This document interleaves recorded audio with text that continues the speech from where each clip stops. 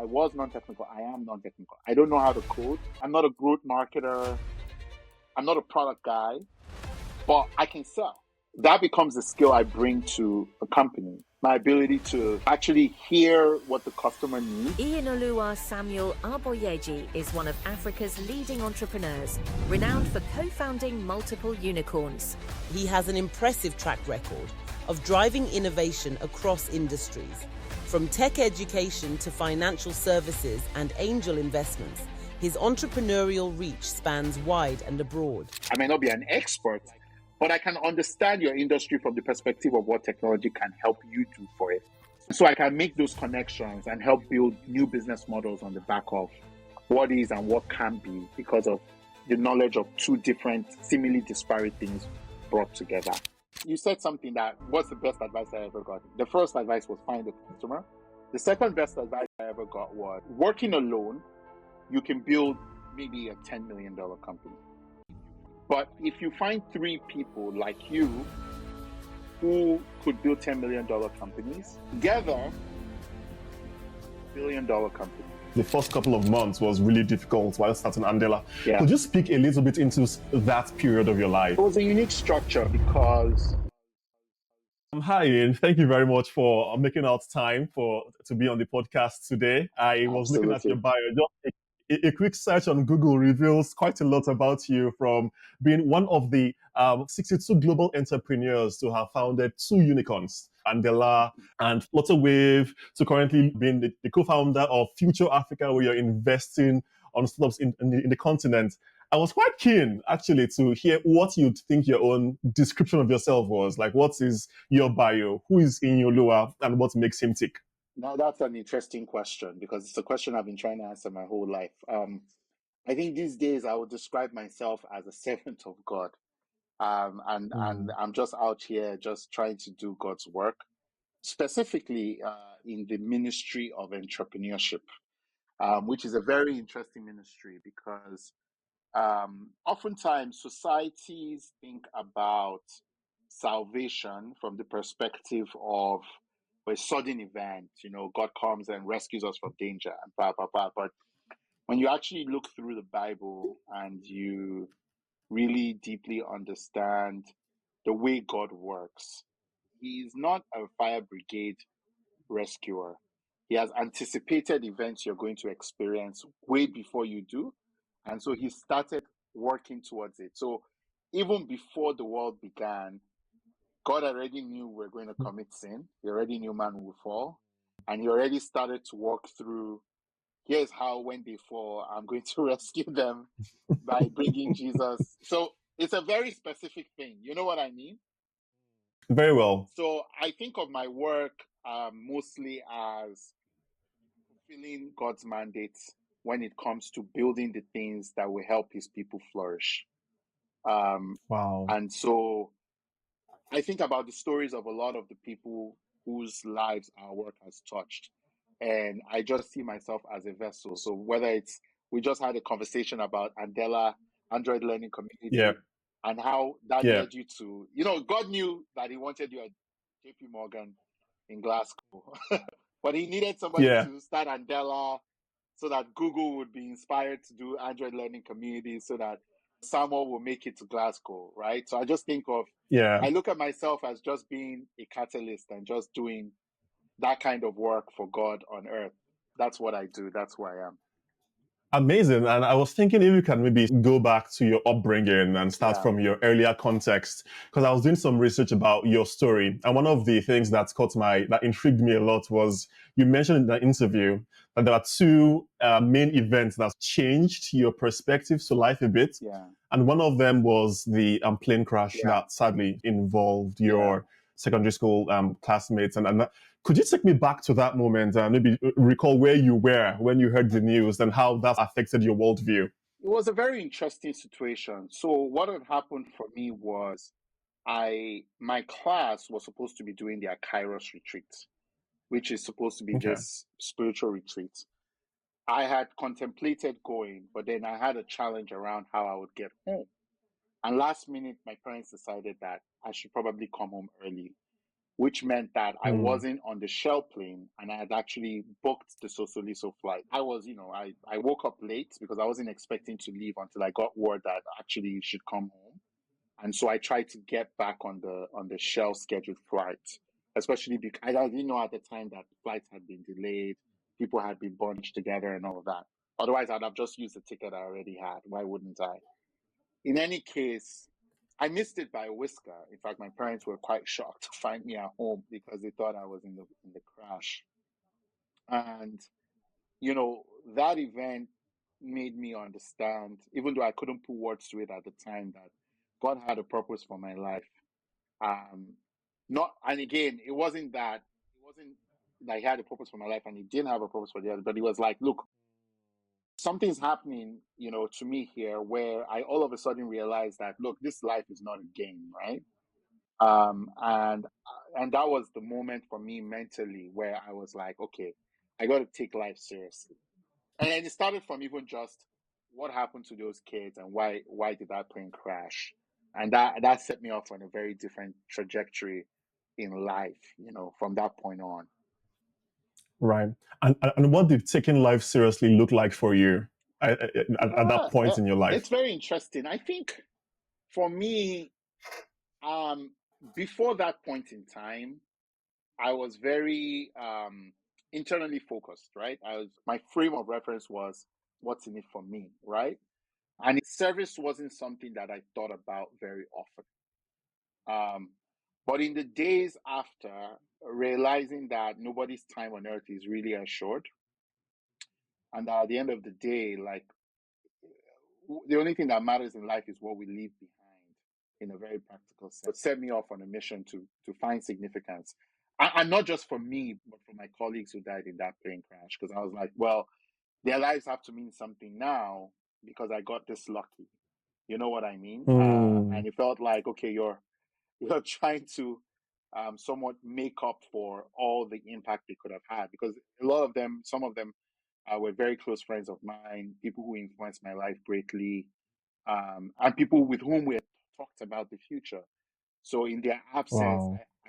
I wanted to make sure that the future they had imagined still happened. And so that set me off on the trajectory of service. So after that, I started to become very vocal. I set up the first student parliament.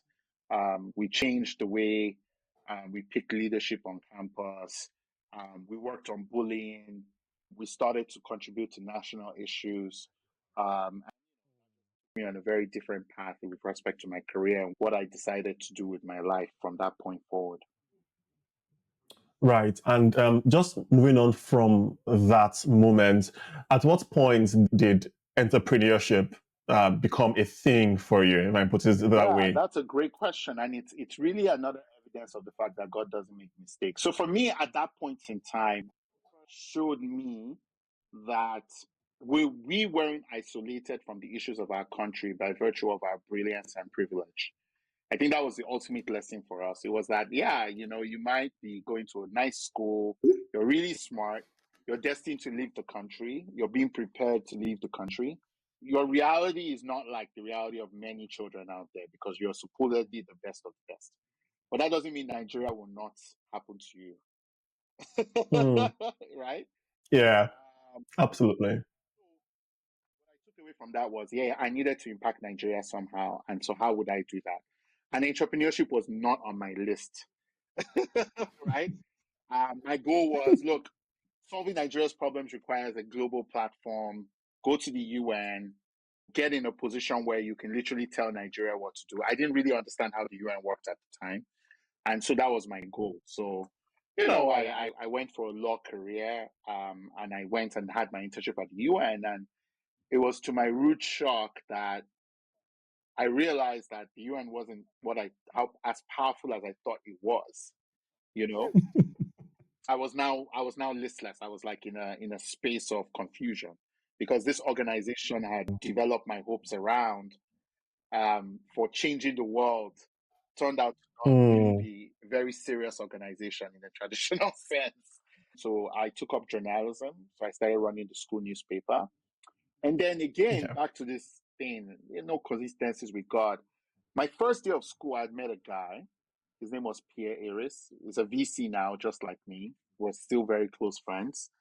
And Pierre, I met him on the first day of school because he walked up to me and said, "Hey, my dorm isn't ready and I need a place to sleep tonight. Can I sleep in your house?" So you can imagine meeting somebody and that's your first conversation, right? So I said, I didn't know what to say, but I was just like, of course, you can come and stay in my house.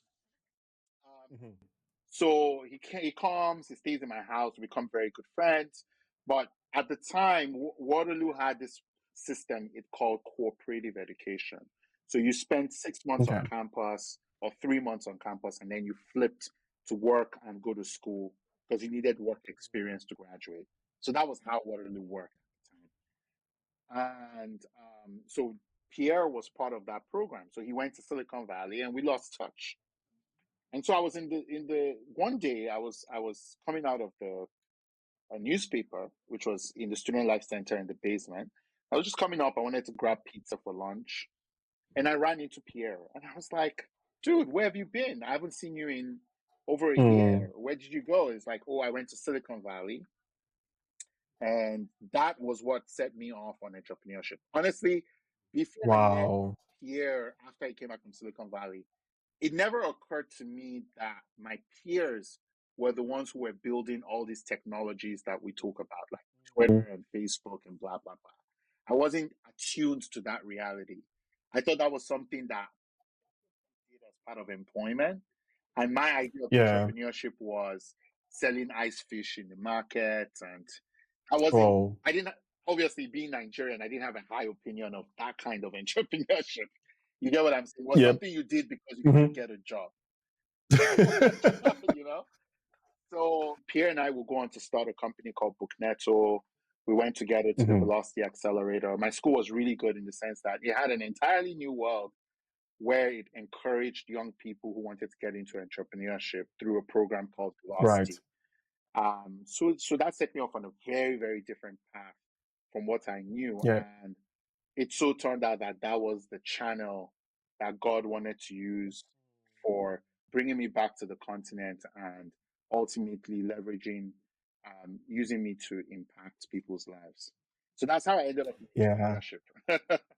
Yeah, it's interesting that you mentioned that because I was reading an article of yours that you wrote a couple of years ago. I don't know if you remember, but it was titled Nigerian Entrepreneurs and the Public Square. And there's a quote that you put right at the beginning that says, even if you succeed in study and business, if your nation collapses, then what good is it for? Basically, by I think Hirobomi Ito. And it's interesting to see your observations on life and how your nation affects you as a person, even if you're going to school or you're at work or whatnot. But one of the things that's really intriguing about your story was almost like the agency you believed you had. So even in your school, you're cranking down on bullying, you're thinking about how to go to the UN. Where did that come from for you, this idea of responding to things as opposed to just backing off from the challenges?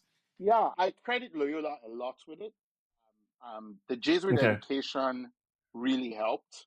And I think at the time that the crash happened, we had a very interesting president. His name was Father Peter Shinella. And I think his approach to teaching us to respond to the issue was what really led me on this path. Because at the time, this thing had happened. Nigeria had happened to your school, right? 60 kids had died out of a population of 600 kids. So 10% of the school, right? And he had many different ways he could have responded, right? And what he did instead was encourage us to set up something called the Concerned Student Association.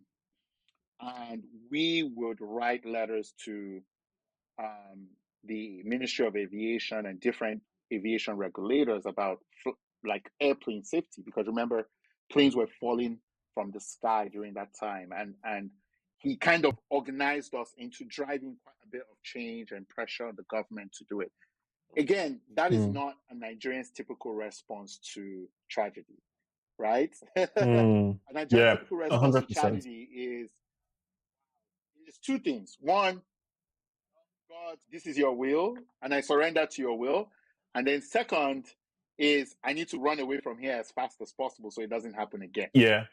But it wasn't a natural Nigerian response to like confront the issue in a real way and make it your business to ensure that this doesn't happen to anybody else. So that was really what changed my perspective. I mean, and just from an active perspective, just his approach to helping us deal with the grief was, hey, get government to make flights safer for everybody, right? Wow. Which is I think it's a very American and Jesuit response to grief, right? Because that's just not what people do when they encounter tragedy in Nigeria.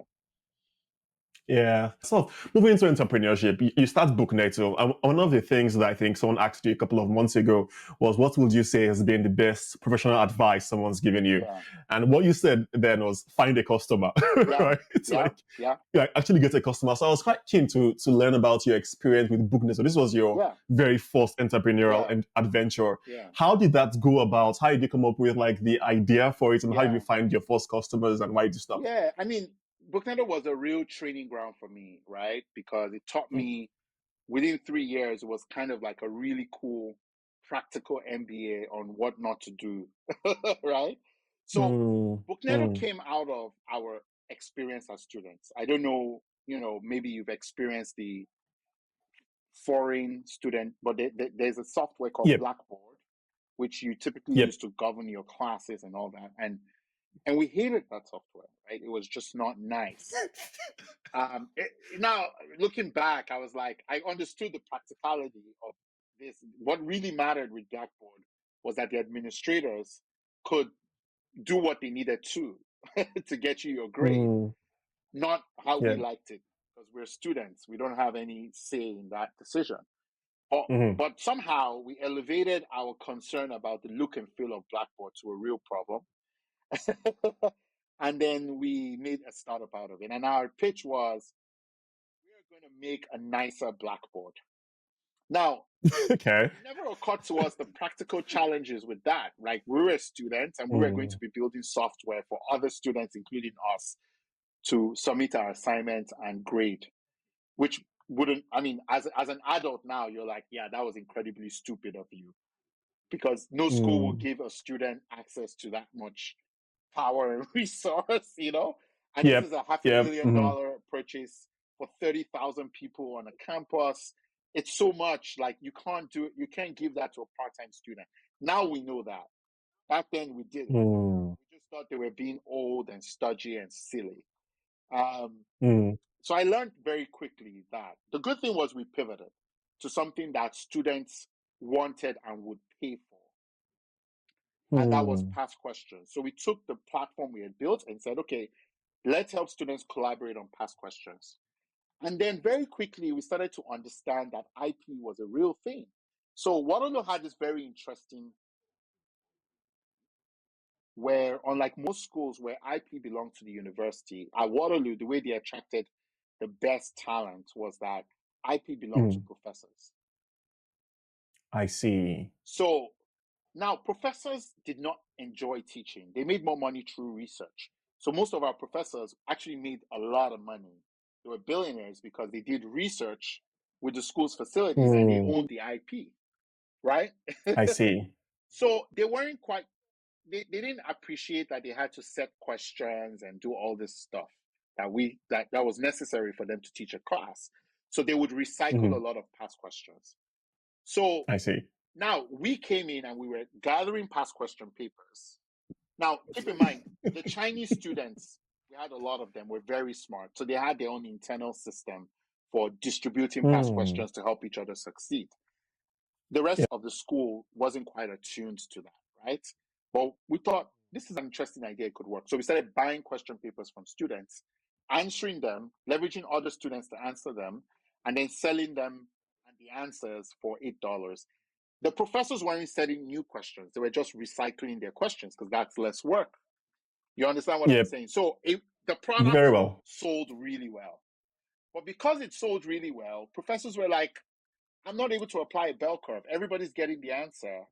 Obviously, because like you sort of knew already where the questions would come from because you had done them and you had seen the answers. So you didn't even have to guess. I don't know if you get what I'm saying. So we end up in a situation where professors just hated us because they were like, you making me now actually sit down, use time I should be using for research to set questions for this class I really don't even want to take. And so they threatened to sue us.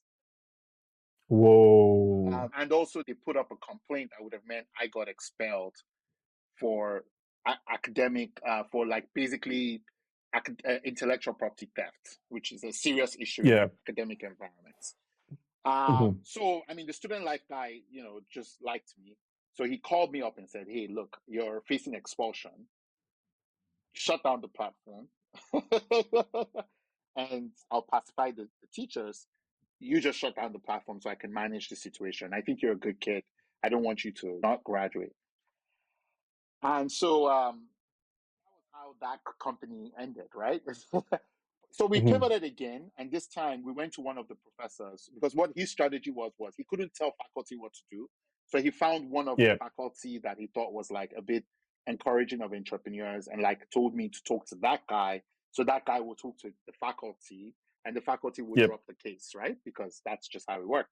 Then the guy said, like, well, this is a really nice platform. Like, you know what you can do for me? Help me sell my courses to people outside the university because I own the intellectual property. I see. I see. So it's like, rather than like make my life difficult, right? Why don't you help me make money? Because I actually did my course and other people want the course and it's my IP because the school can't take it, blah, blah, blah. So we built a business around helping professors sell courses. Interesting. And then we'll take a 30% revenue share on it. So you can see how that led me to find a customer. So if I had just found the customer first and solved their problem, I wouldn't have had to deal with all these issues. And eventually we sold the startup because for me, one of the things that God has really helped me on is I haven't yet lost investors' money. So not all my ventures have done well, but at the very least, I managed to pay back the principal somehow. You understand? So in this case, I was desperate to pay back. We took very little investment, around $45,000 for Bookneto. So I wanted to pay back that money. And so this was the way I was able to do it. So I went to the professor. We agreed with the professor, okay, pay us back our investors' money. We paid back the investors. And then, it became his intellectual property. Yeah. How did you get investors at that stage? So you're still in university at this point, right? We're still in university. We're still going to school. So we talked to family and friends. So I remember Iyinoluwa Aboyeji gave me $5,000 that time. Whoa. Right? So he was like, take it. Obviously, I don't want equity, but and he's late now. Some of our founders, we had 6 founders. So everybody kind of went and hit up their family. Pierre hit up his dad for $10K. Evan Bell hit up his sister.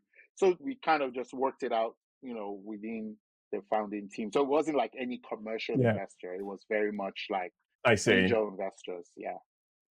Gotcha. And at this point, you're doing your bachelor's degree in international and legal studies, right? And international development. Yeah. And you also were developing skills for entrepreneurship. What skills would you say were valuable skills that you picked up in that period? Because that was your MBA period. And how do you go about actually self-learning in that sort of system? It's funny because I'm applying for a master's program in Lagos. So they asked for my transcript. So I had a chance to look at my scores. I was a really terrible student. It was weird because up until I became an entrepreneur, I was a really good student. And then you could literally see that I stopped attending class and I had a lot of fails. So I'd say the biggest lesson I learned was how to sell and how to hear people articulate their needs and then build a solution for their problems as a pattern of selling, as opposed to what you would learn when you leave school, which is here's a script, here's a product, it already works. Talk at people to get them to buy. So that solution selling, that's what I call it. That was a core skill I picked up. And for me, it was critical because I am non-technical. I was non-technical. I am non-technical. I don't know how to code. I'm not a growth marketer. I mean, I know enough now about code, but like, I'm not a product guy, but I can sell because I learned how to sell those 3 years, you know, because I had to talk to customers to get them to do anything. So that becomes a skill I bring to a company. My ability to actually hear what the customer needs and then articulate some process or product for solving the customer's problem and ultimately deriving value somehow. Because sometimes what the customer is telling you is, I have this problem, but I can't pay for it. In fact, between me and you, 90% of the time, most customers are not going to pay for something that they don't make money from. So being able to deduce, okay, this is what this person's value driver is. Gotcha. Was a skill set, was a major skill set I picked up, and it actually helped me build all my companies because I was always able to figure out the business model that would work in that circumstance, right? Yeah. Okay. And in terms of raising money, like you mentioned, you got the Iyinoluwa Aboyeji to give you 5K. What was that pitch like? What was his value driver? I've used that as an example. No, I mean, look, my dad was pastor to the Iyinoluwa Aboyeji, was spiritual advisor. Oh, I see. Okay. So it was very much, we went to visit him. What are you doing? And I was pitching him my startup, right? So, and how old was I? I was like, what, maybe 17. Well, I was like 18, 19. So I think he was just intrigued. I was like, what's this kid doing? And he was like, okay, you know, I remember it was a Wachovia check. I was like, here.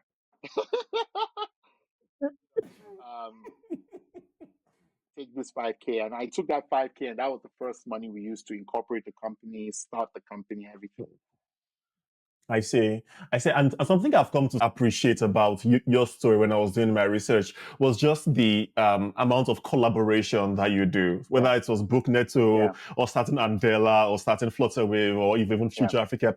And one of the things I wanted you to maybe speak into is, how do you define the parameters for working effectively and efficiently with different people on a particular project in a way that doesn't breed conflicts and breed issues down the line for you? Well, how are you able to replicate that successfully over the years? Well, first thing I'll tell you is that you will have conflict. So, you know, I think the first thing you have to make your peace with is you will have conflict because you have people. So with people come conflict. That's just what it is. But you said something that what's the best advice I ever got? The first advice was find a customer. The second best advice I ever got was, you know, working alone, you can build maybe a $10 million company. But if you find 3 people like you who could build $10 million companies, together, you can build $1 billion company. So that is one of my mentors, Joe Lonsdale, was the one who gave me that advice. And it's one of the things I've held on to in my entire career, which is I look for partners who are the best at what they do, and I'm willing to give them whatever it takes to get them on board. And because I understand that the combined value of us is like 1,000 times what each of us can do on our own. Makes sense. And that has worked well for me, right? Like, if you look at my teams, I always laugh. I always say I'm the least qualified person on every founding team I've been on, right? Because the other guys have MBAs, exits under their belt, PhDs, you know, 10 years, 15 years of experience, and I'm just Iyin, right? Nobody can really say what I do except bring people together to solve a problem and sell the solution they come up with. Right? It's interesting because, again, in your article that you wrote on starting Andela, there was this quote, and I had to put this in my notes. You said, shortly after we convinced Christina Sass, who Jeremy had tossed the idea around with in Nairobi, to join us as well and to drop out of her PhD program in Harvard. Exactly. And I had a question. They were like, how in the world do you convince someone to drop out of Harvard to do something? How do you pitch? Well, I mean, look, so that's why I said the first advice is find the customer, because most people do all those things as a means to an end, right? If you're going to get a PhD at Harvard, you're going there because you believe you can learn something or achieve a credential that will make you more palatable or agreeable to somebody who has a problem. But the reality is you can just draw a straight line to finding the person with a problem. And if you're doing a PhD at Harvard, you probably already know how to solve their problem and you're just looking for the credentials to prove it. And so it was easy for us to tell her, look, you could either do your PhD at Harvard, do what the PhD at Harvard would help you do. I get you. I get you. I get you. I get you. If it doesn't work, you can always go back to your PhD at Harvard, right? I see. It's a very common sense pitch, right? Because the PhD at Harvard would never end. But this opportunity to see whether what PhD at Harvard can help you do is finite. Like it's probably a few years, probably, a moment in time. So you can give it a shot. And if it doesn't work, you go back to your PhD at Harvard, which will always be there. Yeah. Yeah. Okay. Okay. So that sort of makes sense. Juju in our mouth or something. We're just making our shot and telling them that, look, yeah, it's it's great. I mean, the same thing when I was making a decision to begin Flutterwave, to found Flutterwave with the team, right? It was like, look, I was contemplating going to Stanford, right? And the question was, look, I could either go to Stanford or I could do what the Stanford MBA was supposed to help me do, which is I was supposedly getting that MBA so I could run a company that was venture backed. And these guys were offering me an opportunity to run a venture backable company. So, what do you need a credential for? It's a no-brainer. Yeah, I get you. I get you. Okay, and sort of like at that point when you started Bookneto, that was still very much so focused on the Canadian markets. And at some point you started to think back about like Nigeria and how you could give back to the continent. And Andela comes in. Yeah. So from your experience, one of the things that you mentioned was the first couple of months was really difficult while starting Andela. Yeah. Could you speak a little bit into that period of your life of birthing Andela and how it grew? Yeah. It was a unique structure because, I mean, at that time when we first started, Jeremy had not yet left his company. And in many ways, our agreement at the time, he was still fairly skeptical, as he should have been. We're doing this in Nigeria, not Nairobi. Nigeria is a tough market, blah, blah, blah, so it wasn't very clear whether it would work. But we thought it could. We thought it could work, and that Nigeria was the right place to build it. So he gave us some resources, but at the time, he hadn't yet wrapped his head around enough of the idea. So we were using our leftover cash from Fora to basically run Andela. And it was very tough. Coupled with some of the Nigerian school fees you just have to pay, got swindled off rent money, partner ends our accommodation for the office abruptly. You have all sorts of questioning, people didn't trust you, generator spoils, the usual issues, in addition to resource constraints. And so we had to muddle through that. But for me, I always held a faith we were on a divinely inspired path. For me, I just felt like God wants us to do this. So we will put everything that we have on the table to make it happen. And so we spent $40,000 before Jeremy could come through on the money.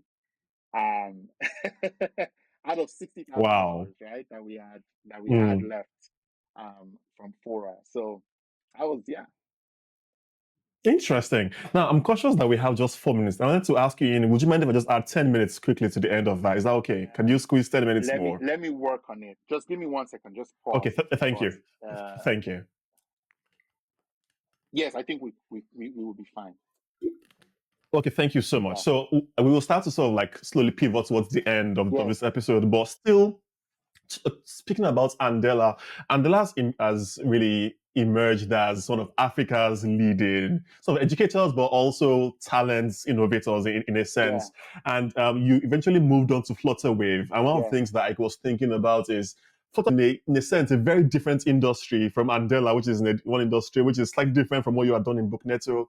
How do you go about getting the context for learning how to thrive as leader in these different industries, even though you yourself are not necessarily a hands-on coder, for example, in Andela, or sort of integrating payments? How do you go about learning, self-learning to grow? Well, I do a lot of reading. I have like my wife she says the challenge with me is that I'm just a book. So it's like I have books everywhere. So I read a lot. Yeah. I invest a lot in my education because you can only do as much as you know at the end of the day, right? So you very quickly realize that if you don't know enough, you're on thin ice when it comes to creating value, right? True. Because only, True. people that have problems, they're not stupid, right? They have a Yeah. problem because there's something they don't know. You understand what I'm saying? So if you don't know as much Very as well. them or even more, you will just struggle, right? You'll struggle to create value. So I spend a lot of time in my education, and I learn different ways. I have 3 primary ways of learning. I read a book, I read a lot of articles or discussions online, and I talk to people. Okay. I build relationships with people who are knowledgeable about what they do and can teach me something. And what I've learned also is that the benefit of what somebody like me brings to the table is that we know a little about a lot.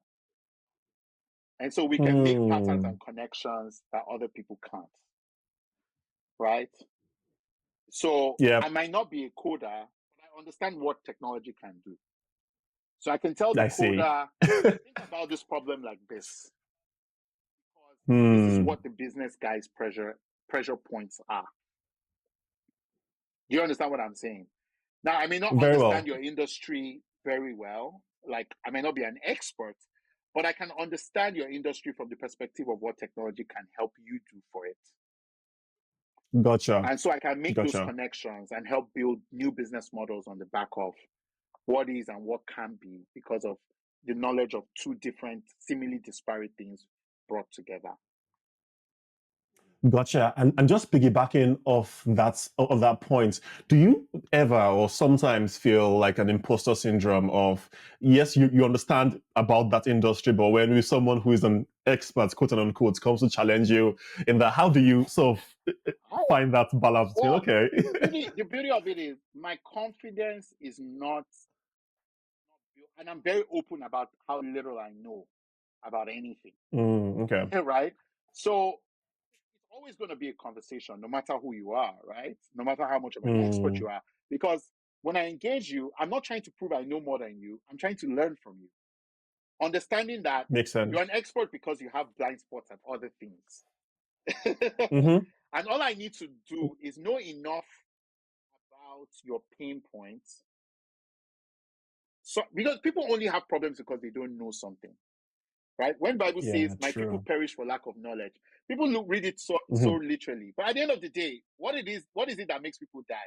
They don't know something. That's all. If they knew it, they would just do what they should do. So you're a knowledge arbiter as an entrepreneur like me. You're just, I know a little bit about this, I know a little bit about this, but I know for sure that if this and this come together, thanks to these 2 people, boom, right? We completely shift the dynamics of this industry or this business or this. You understand what I'm saying? So I'm not competing with the experts. I'm not trying to know anything about coding or AI. Like now, I'm on a journey with AI. You're never going to see me go and be like, I need to be an ML expert. I'm not going to do it. But what I'm going to know is what AI can do. So that when I walk into the office with an insurance company and they're thinking, how can I use AI in my business?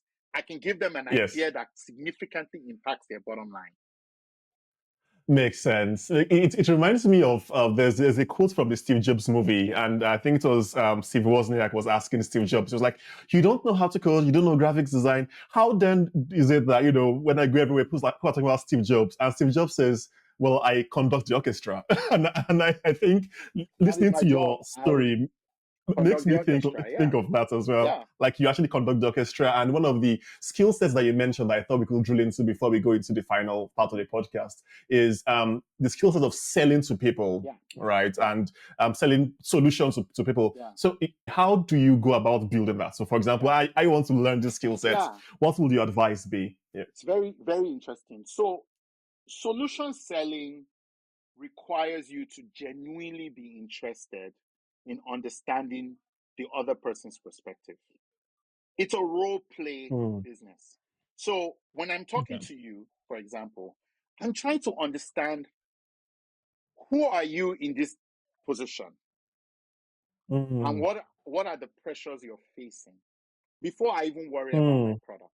So I know you are Samuel. I know that you're today in this company. I know that you're trying to advance in your career. And I'm trying to understand, what does that look like for you?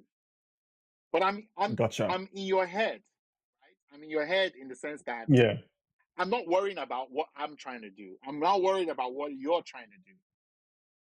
I see. Then I walk backwards from there to, okay, what can my solution really do for this person? And what is it missing?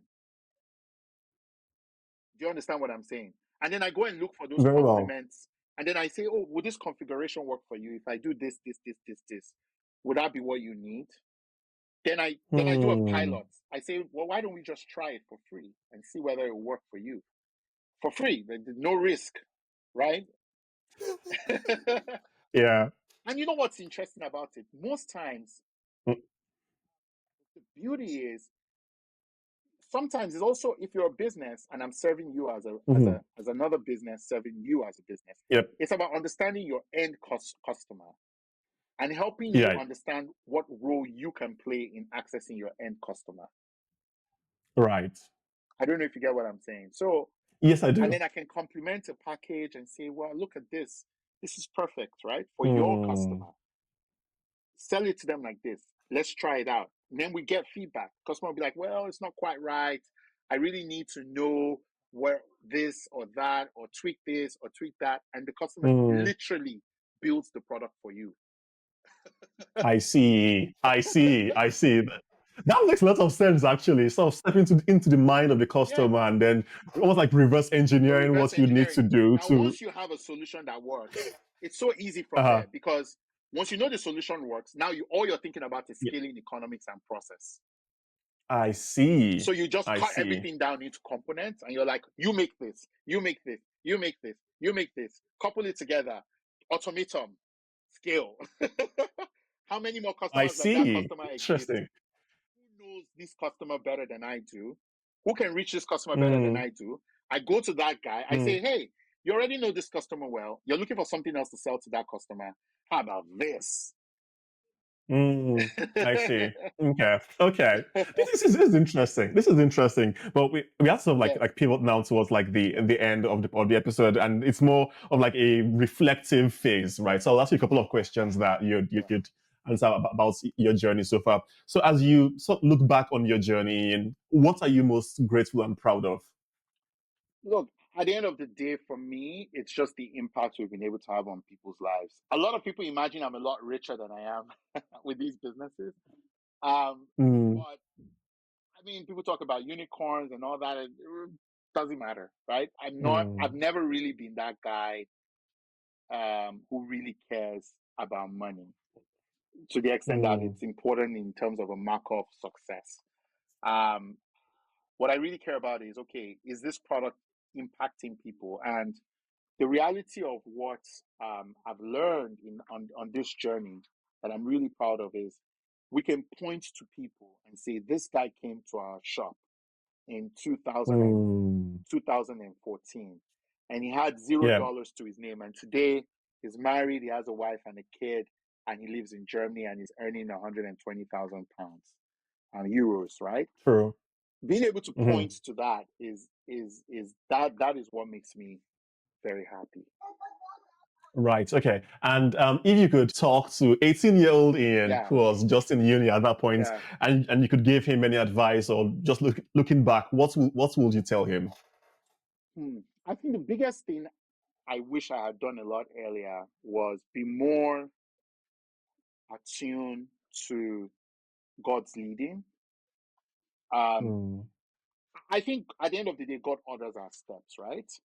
But it's almost like leading a drunk man home, right?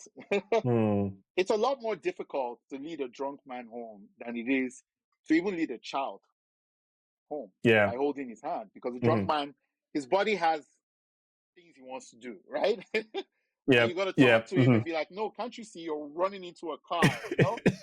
But a child will just keep quiet, a well-disciplined child will Yeah. keep quiet and just follow you, right? And I wish I Yeah. was more like a child with my relationship with God, because I may have gotten here and even surpassed it much sooner. I'm not regretful. I'm not regretful about where I am. I'm grateful, incredibly Yeah. grateful. But, Yeah. there were just things I did that just delayed God by a year or 2 years or 3 years, I just made the journey a Yeah. bit more painful than it should need to be. Gotcha.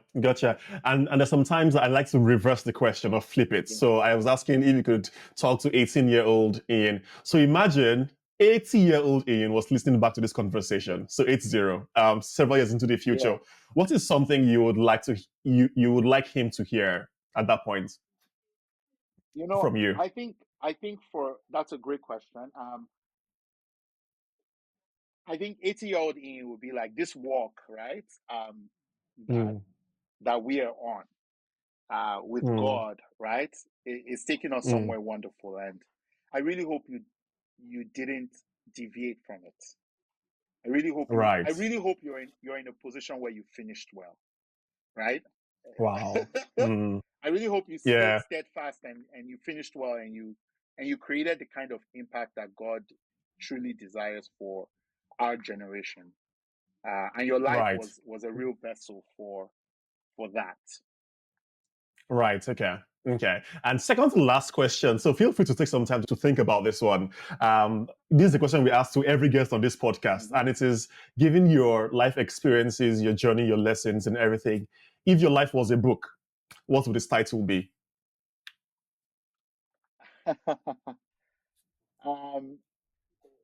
That's a great question.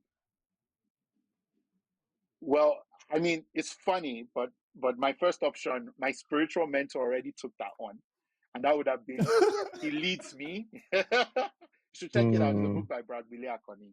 So it's actually a Okay. fantastic book that really speaks to how God just orders our steps. But beyond that, I think the title will be Building the Future in Africa. Building the future in Africa. Well, Ian, if you write a book with that title, people know where they heard it from. They heard it from from this podcast. Yeah. But honestly, Ian, for the final question, because I know several entrepreneurs will be listening to this, what advice or resources would you recommend to budding entrepreneurs just at the start of their journey right now? I think one of the biggest pieces of work that have really brain shift for me is 0 to 1 by Peter Thiel. And I think it's because many people misunderstand what technology can do, because it's a very mythical thing, right? So there's a lot of buzzwords. Everybody's trying to throw it at everything. And so it's very difficult to differentiate between substance and form, when it comes to what technology can deliver in real terms. And a lot of the conversation is really focused on things that don't really matter about entrepreneurship. In technology entrepreneurship, well, it's not about valuations. It's not about VCs. It's not about any of that. In fact, I would argue, it's really, well, first of all, it's really about, here's what technology can do to help people be better, right? And entrepreneurs just need to understand that as a baseline for why or how they think about problems, period. Yeah.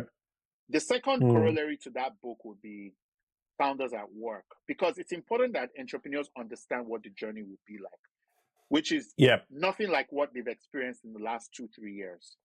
It's a lot of, part of what helped me get through some of the tough times was I was expecting it. I'm very skeptical of entrepreneurship journeys that are very rosy. I'm waiting for the shoe to drop. Yeah. So I almost don't know how to exist outside of struggle. And for a lot of people who got into entrepreneurship in the last, post-COVID, it feels as though like this world of rising valuations, and it feels like normal to them.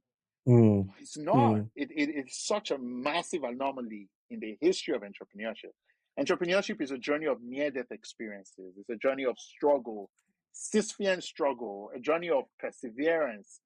And I feel like the biggest challenge with entrepreneurs today is they give up too easily and they don't want to risk enough.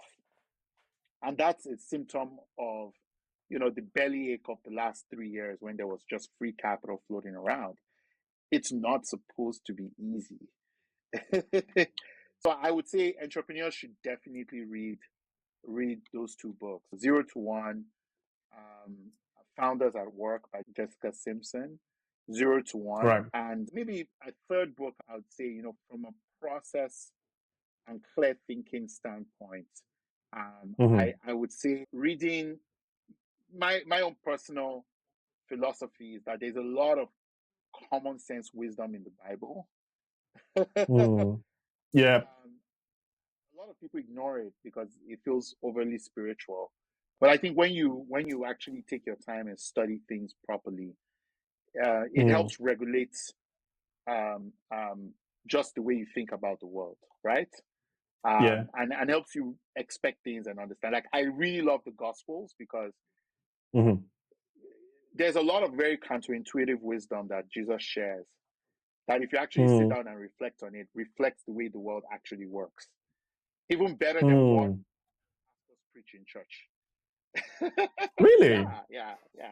Do you have an example of one of those ones that has been intriguing your mind recently? I mean, okay, I'll give you a practical example in my business. So I'm a venture capitalist, right? So, one of the incredible stories that Jesus tells is parable of the sower. It says kingdom of God is like a man, who sowing, right? And at the end of the day, that story is a story of diversification. It's a fantastic story. It's like, look, you need to factor in from day one that some efforts of yours will fail. Right? Yeah. But the wins will grow more than enough to cover all the losses. It's a divine principle. All right. He repeats it again when he says, scatter your bread amongst many waters, and after many days. So it's diversification is such a principle of the kingdom, right? And many people listen, and pastor's telling you, sow your life into. I mean, yes, you sow your life into the kingdom. Yeah, that's a different context or perspective. But they're like, be sure, be careful, be this, be that. Jesus actively advocates risk as a principle of the kingdom. Take risks, take a chance, right? Take a chance, and take a chance as though everything will work. Do you understand? But ultimately, you will not get all of it to work. You have to be very accepting of failure. If more people in church thought about their lives that way, they would think very differently than what the pastor is telling them to do. True. It's interesting because I didn't think about it from that point of view until you pointed it out as well. So thanks for sharing that with me. It's definitely going to change the way I see the verse. But honestly, Iyin, it's been such a pleasure having you on the podcast and hearing your story. Like I told you before this call, I am a beneficiary as well of Andela. In 2017, I could not afford to even pay for my Android learning community examinations. But through Andela's partnership with Google, I got on the course, eventually got my first certification in Android development, got my first job in Lagos, and now software engineer in JP Morgan. And to think, of the ripple effects of, I think, the decisions and actions that we take, it affects people not just ourselves, but people around us. So thank you for saying yes, despite all the challenges and all the ups and downs. And honestly, all the very best with Future Africa as well. And once again, thank you so much, Iyin. Really appreciate you.